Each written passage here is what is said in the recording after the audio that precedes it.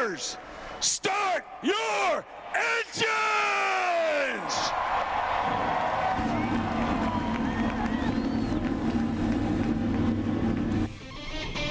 Olá, forte abraço para você ligado no Fox Sports, no ar o show da NASCAR. De imediato, vamos ver quais são os destaques do programa.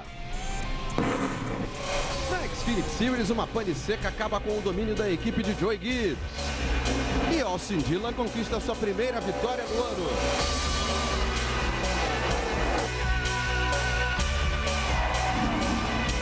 E na Sprint Cup, 2 acidentes marcam uma prova de muitas ultrapassagens.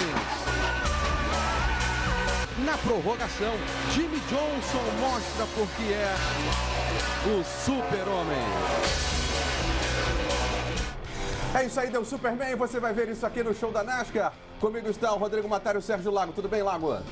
Oi, Hamilton, oi, Matar, alô a todos que nos acompanham. Destaque da prova para mim, Hamilton, foi Fontana. Tivemos uma prova espetacular, muitas ultrapassagens, muita ação e uma prova que foi decidida na penúltima volta, graças a um pneu furado de Kyle Busch que levou a prova para a prorrogação, mas independente disso, foi a melhor prova do ano até agora para mim. Tudo bem, Matar? Tudo ótimo, Hamilton, Sérgio Lago, amigos que nos acompanham em casa. Compartilho da opinião do Sérgio e vou além.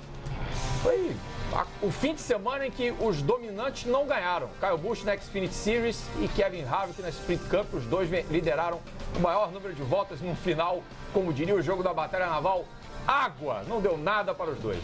Realmente foi um privilégio participar da transmissão neste final de semana passado, principalmente com relação à Xfinity Series. Etapa da Xfinity Series em Fontana, a final surpreendente, tudo indicava que teríamos 3 carros da Gibbs nas primeiras posições. Em vez disso, deu Austin Dillon na cabeça, o cara certo, no lugar certo, na hora certa, hein, Sérgio Lago? É, exatamente. Como você falou, o Austin Dillon, né, a gente já falou, estava andando para trás, ele estava ali quinto, quarto, mais ou menos militando naquelas posições, fez uma prova razoável, aí chegando perto do final da prova ainda com 20, se eu não me engano ele estava na 4ª posição, mas muito atrás dos líderes da prova. Aí foi a ultrapassagem que ele fez em cima do Kyle Busch já sem combustível, antes disso ficou sem combustível também o 20 do Erik Jones, depois o 19 do Daniel Suárez e venceu. É isso aí, a NASCAR é isso, tem esses finais que de vez em quando nos surpreendem, não dá para dizer que não foi merecida a vitória dele, porque ele soube poupar o combustível, soube lidar com o equipamento e com as condições que ele tinha naquele momento. Ô, Matar, a gente na transmissão teve aí, nessas últimas 2 voltas, no mínimo umas 4 possibilidades de vencedor, né? E a todo minuto a nossa cabeça mudava, né? É Austin Dillon, é Kyle Busch. Total. Foi uma catástrofe Erik total, Jones. um final imprevisível, inesperado. Quem podia prever que isso ia acontecer? A gente sabia que existia o risco da pane seca, sabia. Mas ninguém lembrou do Austin Dillon. Talvez tenha sido esse o pecado. Pensar, o cara que está em quarto pode ganhar. Foi lá e ganhou, papou, ganhou, faturou, teve o mérito dele, merecido. Vale a pena dar uma olhada no que aconteceu com os carros da Gibbs, faltando 3 voltas para o final. Kyle Busch era líder, seguido de Erik Jones e Daniel Suárez. E o que aconteceu?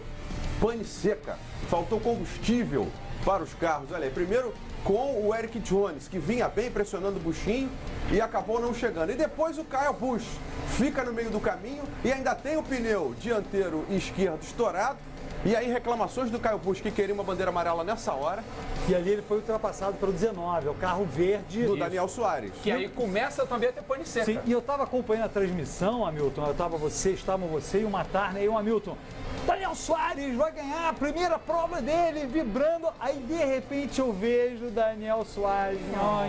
Começou o seguinte, a sequência foi essa. Kyle Busch, daqui a pouco, Erik Jones. Foi antes, né? O Jones primeiro, depois o Jones primeiro, depois Kyle Busch. Aí veio o Daniel Suárez. Depois voltou o Kyle Busch, que com 3 pneus, com 3 rodas, começou a acelerar igual um louco, porque já estava na volta final.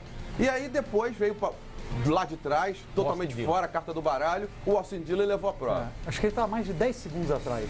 Quando começaram as bem mais. Muita diferença. Era bem mais, cronômetro na regressiva baixando o tempo inteiro e a gente olhando e a transmissão fechada na pista e naquele momento não dava para saber qual era a distância para o Victory Lane.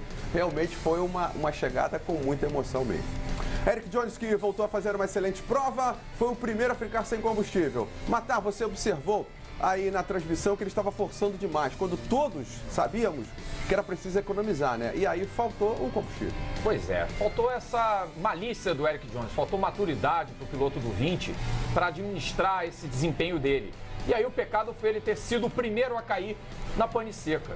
Ele estava talvez pensando na possibilidade de se aproximar do Daniel Suárez no campeonato. Ganhar talvez não desse, mas ali chegar segundo, terceiro era uma possibilidade para ele. Então ele jogou com essas fichas e acabou entrando pelo cano o Eric Jones. Lamentável porque fez uma ótima prova, mas eu concordo com você, Matar. Tem que trabalhar a maturidade ali, o pensamento estratégico, sim, que foi o que o Austin Dillon fez. E fez muito bem, né? Se segurando, se resguardando para vencer a prova. A prova em Fontana foi bem movimentada, com várias ultrapassagens. Nosso primeiro momento sobe som do programa acompanha algumas das câmeras colocadas dentro dos carros. Vamos ver.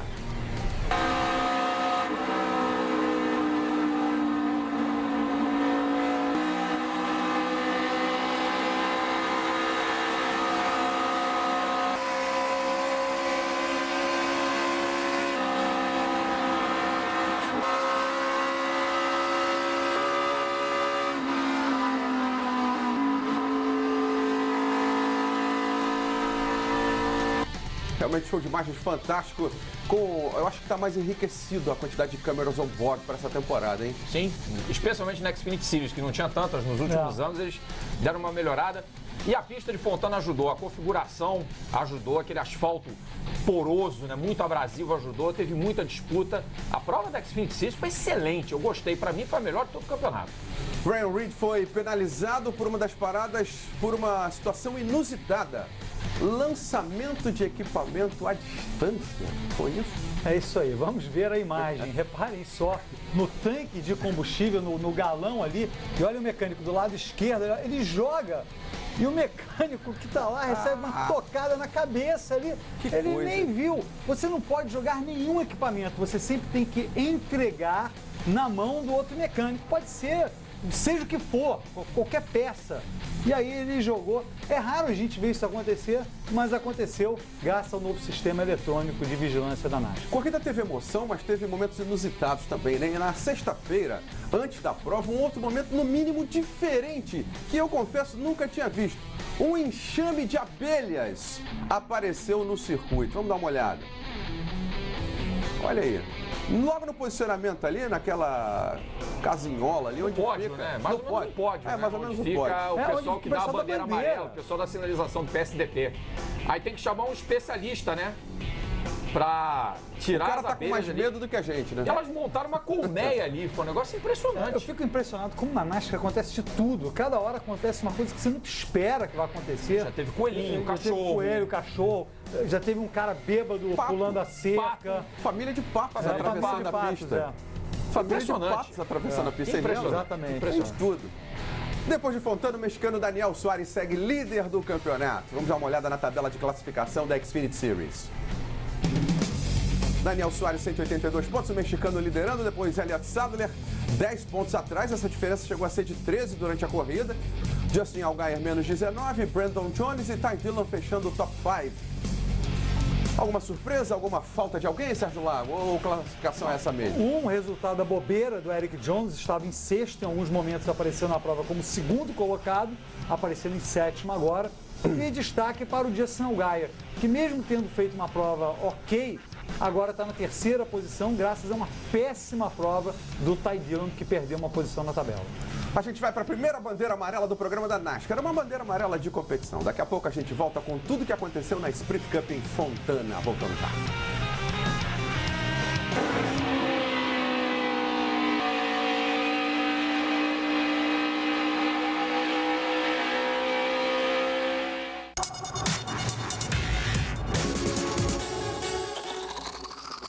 Você está no Fox Sports e o papo agora na NASCAR é a maior categoria, é a Sprint Cup. Na última prova, ficou provado que nada é melhor do que o patrocínio de um super-herói para um super-piloto. Jimmie Johnson estava em sexto, faltando 3 voltas para o final, quando um pneu estourado de Kyle Busch levou a prova para a prorrogação. foi a deixa para o super-homem entrar em ação com vitória justa do carro 48. Aí não teve criptonita que parasse o JJ. Eu acho que foi justa, como a gente falou até antes em relação ao Austin Dillon, né? O Jimmie Johnson, ele fez uma ótima prova, ele liderou algumas vezes antes, pelo menos 2 vezes ele havia liderado antes de chegar no final na 6ª posição.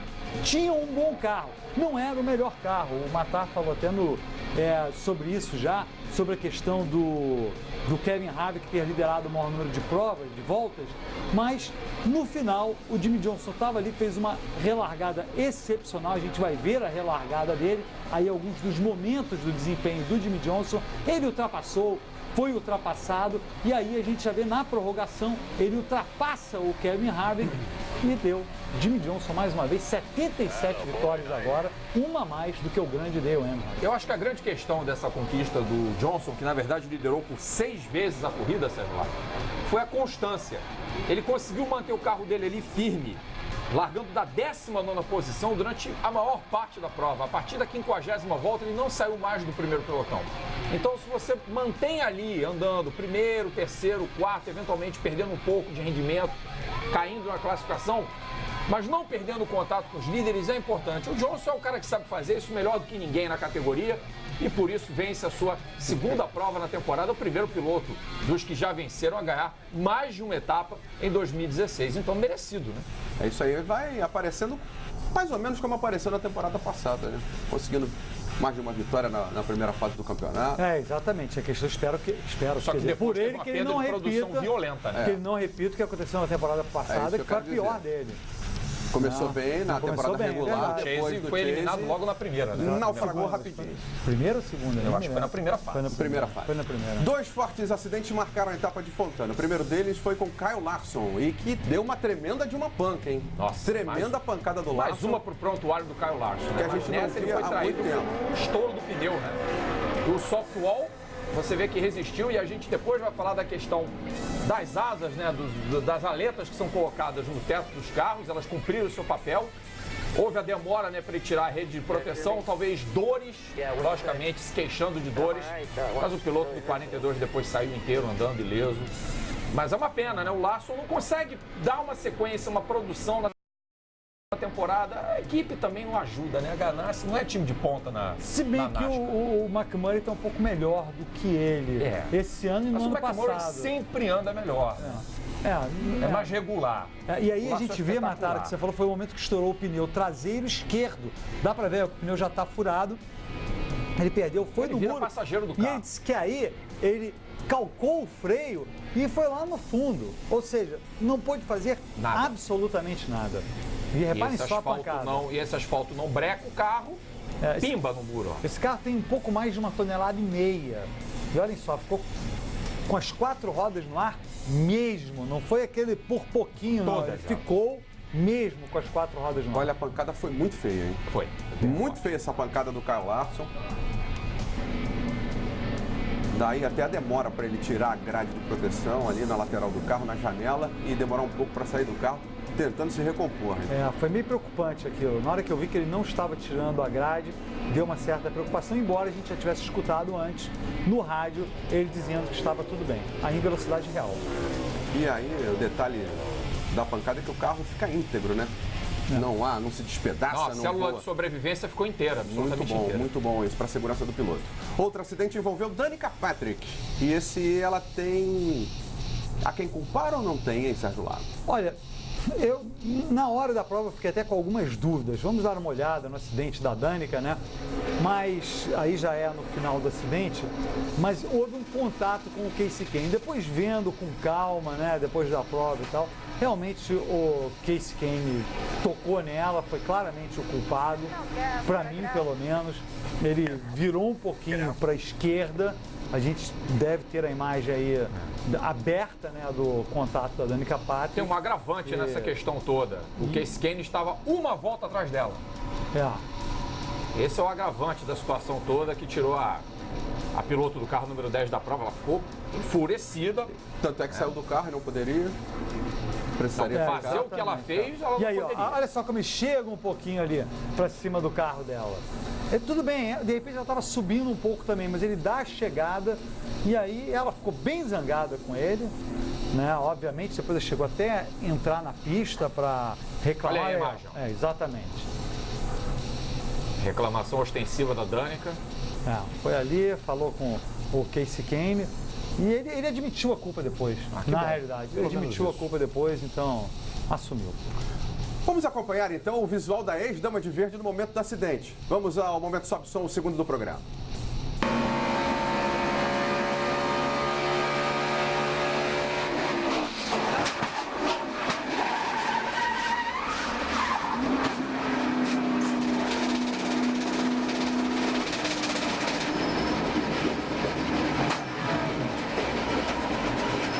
Are you alright? It's no gas. Should I get out? Rapaz. Virou passageira também, né? Outra panca também. Outra de pancada respeito. fortíssima. Outra panca de respeito. E ali a gente viu no interior, ela não bate no volante nem nada, continua segurando, totalmente segura, com segurança no interior do carro, mas fim de prova para a dama de verde. A gente viu 2 acidentes, a abertura daqueles flaps que ficam no capô do carro e na capota do carro ajudam, né? Seguram o carro naquele momento. Vocês acham que a segurança aumentou muito depois que isso foi implantado?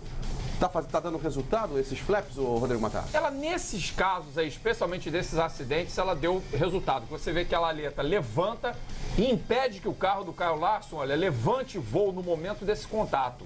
Nem sempre isso acaba acontecendo, porque numa reação em cadeia, como a gente já viu no caso do acidente do Austin Dillon na Daytona 400 ano passado, não tem aleta que segure. E o Austin Dillon capotou de forma espetacular e foi um acidente gravíssimo. Aí o carro da Danica também levanta as rodas, mas as aletas cumprem o seu papel. Olha só, com a ação a gente está vendo por essa arte, você vê como o ar passa por cima do carro e aí as aletas elas vão funcionando, olha só.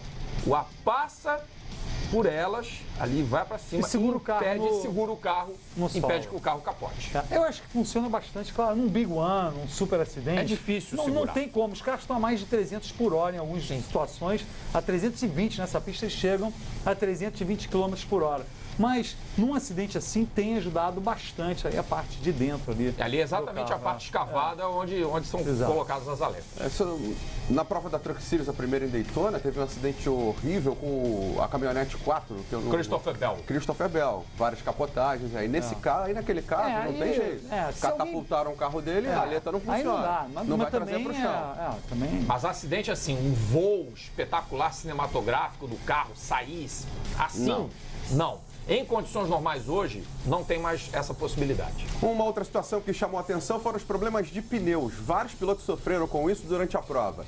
Chega a ser motivo de preocupação, é uma conversa reincidente. No início da temporada passada se falou muito de pneus também. Exatamente. Até agora, acho que os pneus estavam se comportando de maneira perfeita. Fica difícil também culpar os pneus, tá? Mas a gente tem que observar isso também. A gente vê a diferença de piso entre a Califórnia e Phoenix, que foi a prova anterior. O asfalto muito mais abrasivo aí no sul da Califórnia. O Kyle Busch parou, depois o Brian Vickers parou. E depois o Kyle Busch ainda teve problema no final, né? Mas de qualquer maneira foram vários problemas recorrentes. Chris Buescher aí também.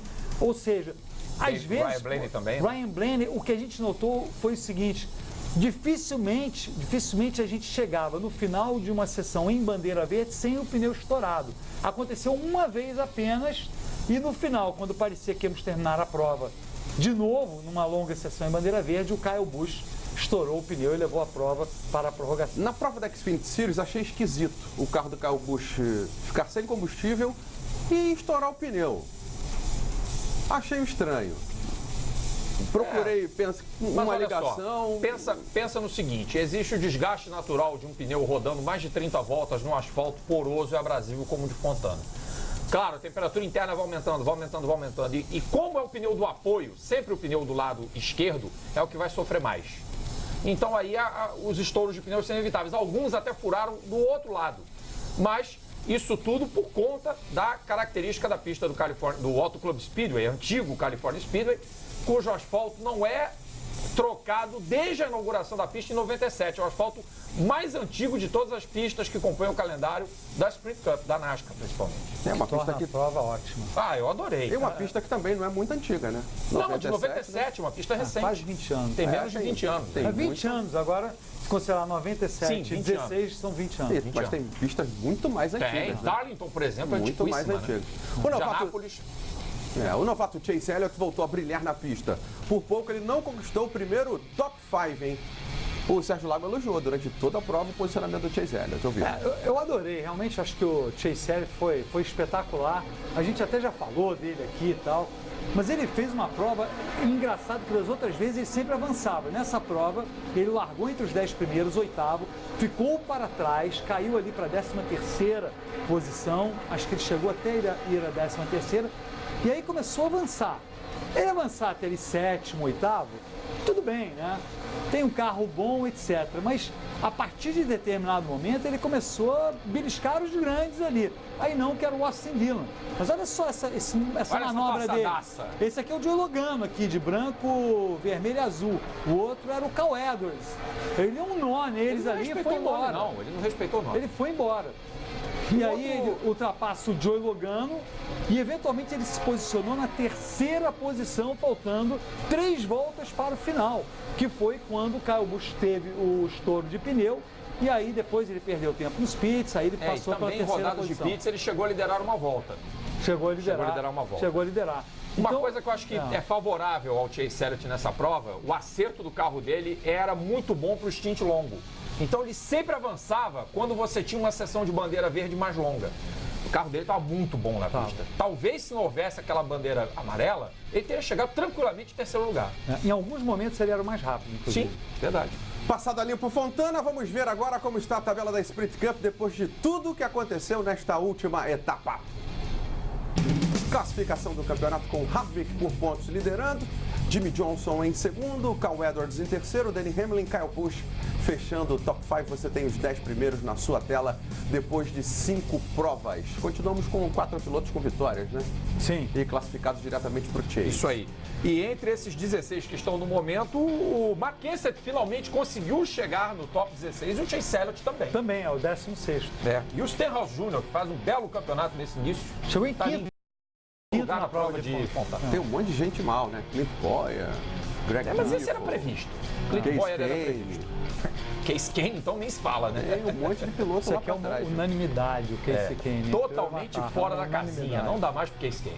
Acabou. Próxima etapa da Sprint Cup será em Martinsville, conhecido como Clipe de Papel. É o oval mais curto da categoria, com apenas 847 metros. Uma pista bem diferente das que tivemos até agora. E aí, o que esperar dessa prova, hein, senhores? Uma prova nova, diferente até agora na temporada.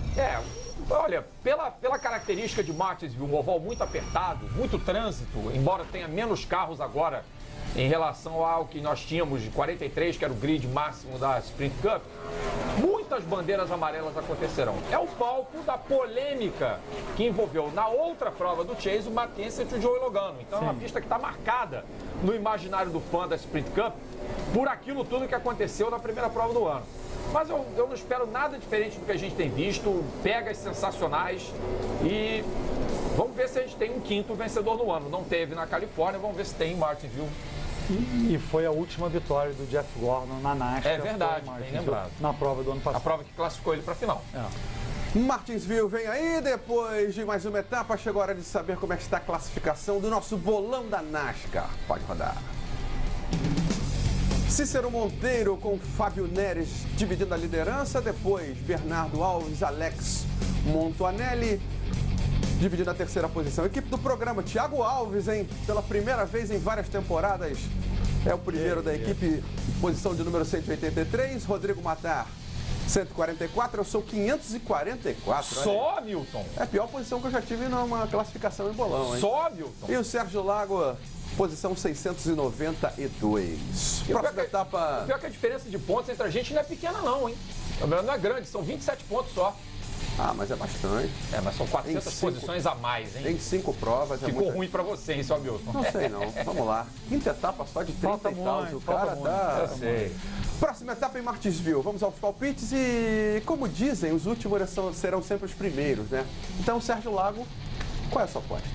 Minha aposta vai ser para o Joey Logano. Muito bem, Sérgio Lago. Rodrigo Matar. Eu vou de Kyle Busch. O Thiago Alves, o líder do bolão na equipe, mandou palpite? Não mandou palpite? Não, ainda não. Então o Thiago Alves vai fazer igual a você, que vai participar com a gente.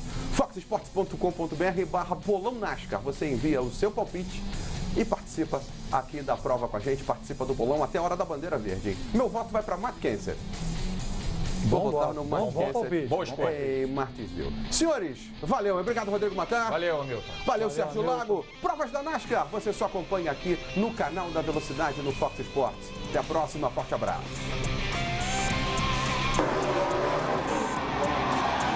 You are the man, brother.